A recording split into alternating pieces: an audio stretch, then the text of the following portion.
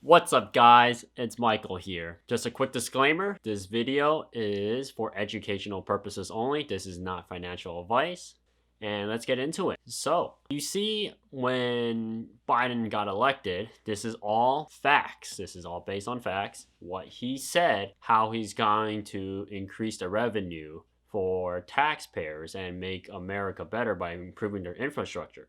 So, his plan was to raise capital gains tax. And in the beginning, he said around 400,000. This is quoted by him.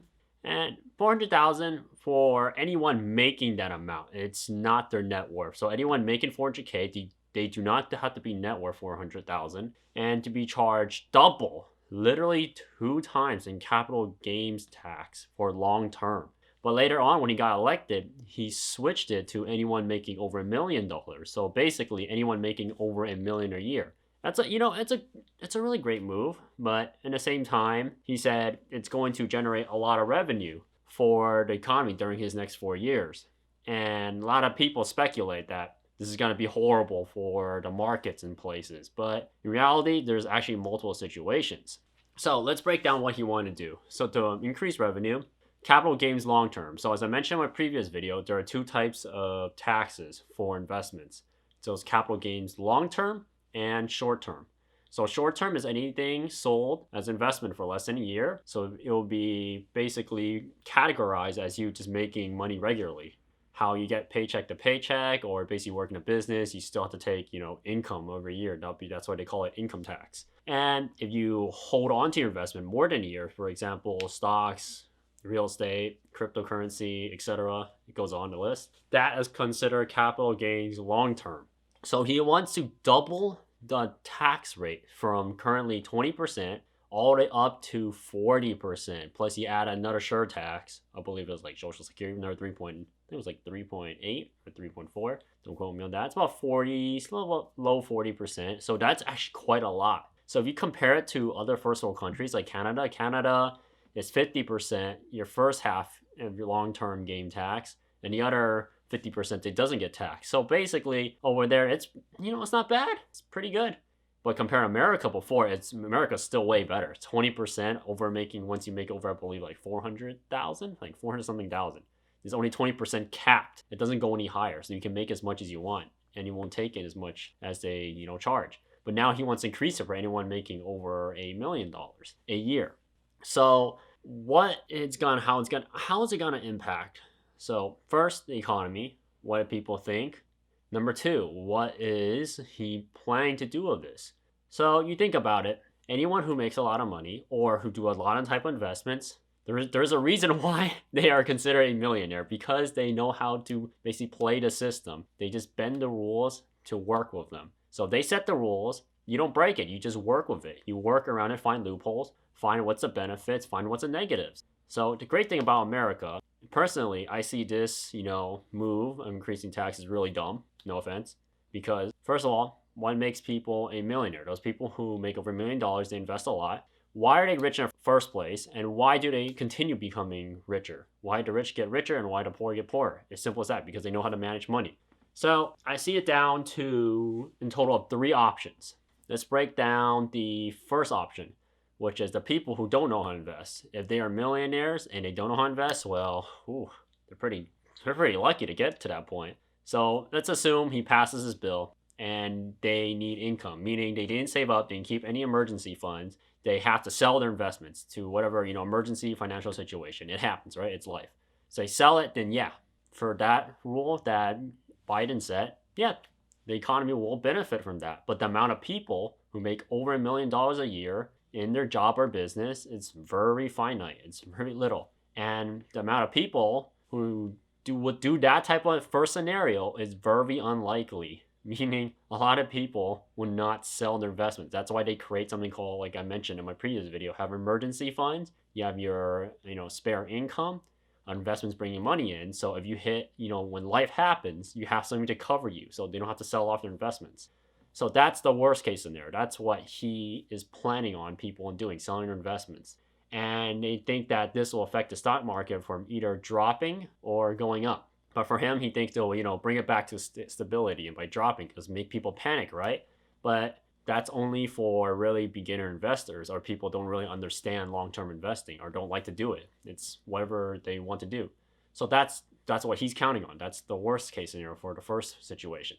The other two situations, which is number two, I'm going to mention, is for people before this, before he implements this, because right now, currently, when I post this video, that tax plan is still not implemented yet. It's not put, it has to go through federal court, it has to go through all the courts and tell whether or not, where it got to be approved or not. So if it gets approved, then yeah.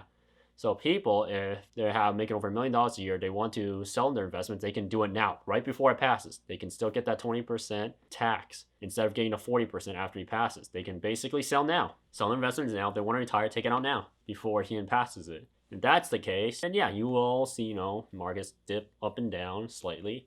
But other than that, it's not really much a change because people will most likely go with the third option. This one, I will honestly go with this third option too. And it's simply to hold. So when you think the market is going to go to a bear market, instead, it'll still continue being a bull market. Because, first of all, think about it. The third option is to hold on to it instead. Because one thing in America, every presidency is every 4 years. So basically, if assuming he does not get elected again, or someone else gets elected, whatever political party goes in, if they have a chance to, move it back to the original state, which is 20%, from basically 40, I think it's like 43.4, move it down to 20%. They can move it back down. Then people can basically sell during that time. That will be the better option for them. So what's interesting is if you go by the third option, which I'm suspecting some more majority of the people would do, is basically to just hold. So if the market doesn't see anyone, mass selling or panic selling, because the people panic selling, because he stated, anyone making over $1 million a year in their income, in their tax returns. But it's interesting, all those people in that bracket, they know, they have emergency majority. I'll say at least 99% of them have emergency funds, they have investments to back them up, and if life happens, everything can be covered. So I don't see them taking the first option, definitely. That's like, literally less than 1% will take that option. Number two, that's only the people retiring, the second option. Number three, I'll say 99 to 97% of people taking the third option. It's basically a hold. Fine, you want to raise it up to 40%? We'll just hold on to it. There's another presidency coming up in the next, 3 years. And who knows? They might drop it back down. Then that's the time where they're going to, start releasing some of their investments by selling them. So instead of selling them, what they're going to do, they're just going to continue persistently investing. Meaning whatever the market goes up or down, they're still going to buy because they understand how the stock market works, how the investment works in real estate. Because they understand. They keep money into chunks, into brackets, like I mentioned before. If more people understand this, a lot of people will not be financially poor today. They will not be complaining because that is how money works. So if they keep it within holding it for the next 3 years, currently from 2021 until the next presidency, they have a chance to take that risk. They rather take that risk. Personally, I would take that risk too if I was making over $1 million a year. That is basically the best way to go about it because you continue buying in, the markets will not go suddenly just dip down because he's capping it at anyone making over $1 million a year, not from $400,000, which he proposed before. But if he keeps it at $1 million, that's a very niche area. So all those people already are basically set already. They don't care if you said it. They know how to play the game. So do I see this as a successful move economically? No, this is pathetic economically. This is like the dumbest way possible. But politically, yeah, it makes the people who see the media who don't understand this, yeah, they think it's great. We're going to make a lot of money. In reality, when the time, passes by, because everything's about long-term investments. When it passes by, they're like, oh, crap. At the end, you didn't make crap. Most of the time, in passing this bill, most likely you want to make them even lose money, because there's a pretty good chance on that too. You got to look at both sides of the coin. There's a reason why there are people who are really wealthy and they stay wealthy because they understand how the financial system works for every single country, not just America. Look at Canada, Europe, heck, even China, Russia. If they have a, financial goal or whatever laws they set for financially, they play by the rules. They play it to the point where it's legal. Everything they do is legal. So meaning all the money they make, they abide by the rules. So basically, that's how they build their income. And the people below do not have this education about it. If they got this education, how does investments work? How do stocks work? How does real estate works? If you go to school and get a degree, what's the reason for it? If they understand all that, I guarantee you, anyone watching this video by clicking the like button down below and the subscribe button, will be financially free. They wouldn't have to be worried about money, what food they need to get, what stuff they want to get. And this is it for the video. Please like, share, and subscribe. And I'll see you next time on my channel. Peace.